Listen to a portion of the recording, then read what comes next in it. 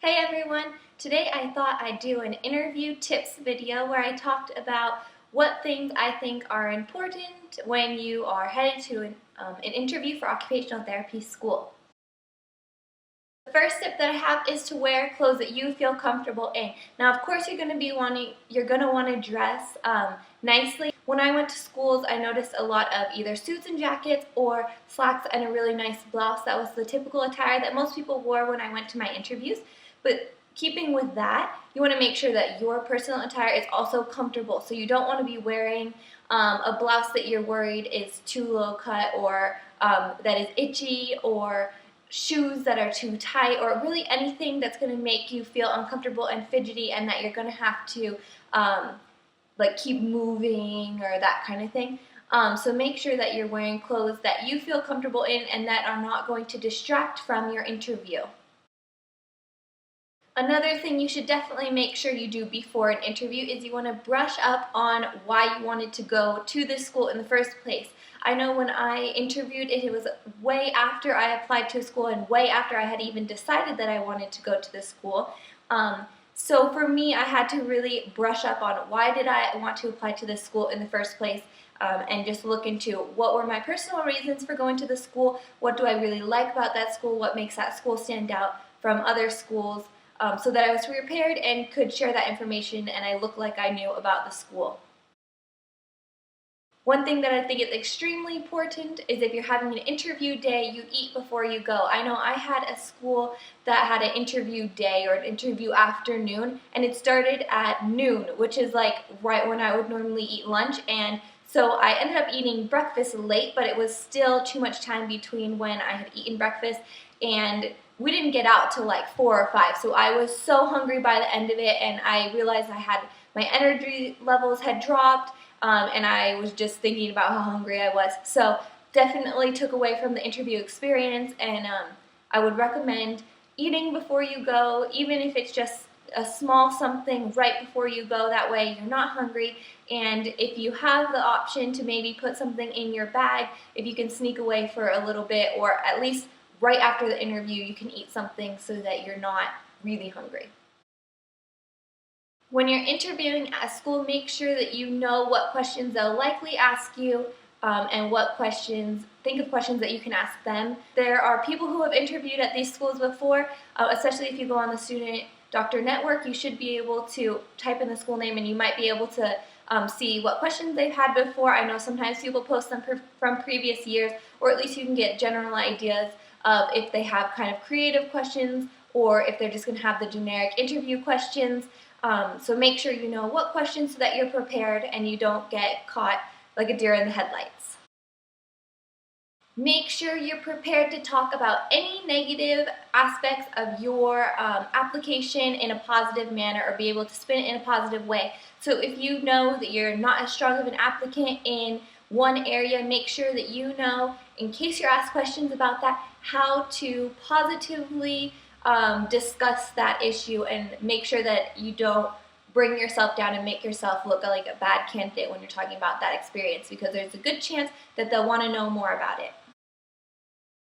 Be prepared to talk about what your hobbies are, or what you do in your free time, what makes you kind of a unique individual. A school might want to know you, or a school might want to get to know you, not just in the academic, occupational therapy sense. They might want to know a little bit more about you, and if you haven't prepared for that question, it can catch you off guard. So just make sure that you are aware of a couple of things you can share that are not strictly occupational therapy related or strictly admissions related that you can share.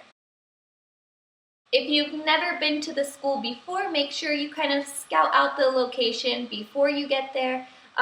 You don't want to be running around at the last minute trying to figure out where you're going. If it's an out-of-state or out-of-city school that you're going to be going to, at least an hour before, half an hour before, so that you're not pressured for time. Just make sure you know which building, where the parking is, how you're going to get from your car to the building where they'll be interviewing you, so that it's just as stress-free as possible.